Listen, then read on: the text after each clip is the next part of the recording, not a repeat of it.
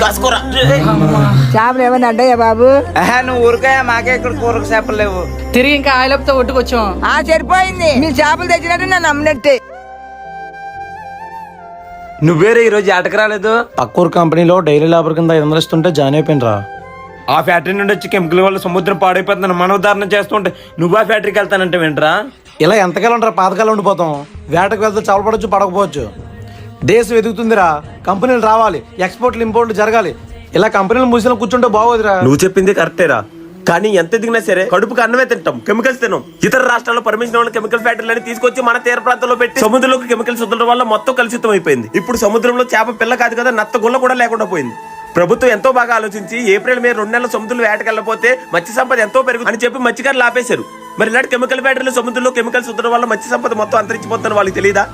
వర్షాల కారణంగా పంటలు మునిగిపోయినా, రైతులకు సరైన దిగుబడి రాకపోయినా వెంటనే ప్రభుత్వం సంధి వాళ్ళని ఏదో విధంగా వెంటనే ఆదుకుంటుంది. అదే మత్స్యకారులు సముద్రంలో వేటకెళ్ళి తుఫాన్లో చిక్కుకో చనిపోయినా, మరే విధమైన సమస్యలు వచ్చినా సరే ఎవరూ పట్టించుకోరు. ఇప్పటికైనా మనం మారాలరా. మనకు అన్నం పెట్టి మన గంగమ్మ తల్లిని మనమే కాపాడుకోవాలి.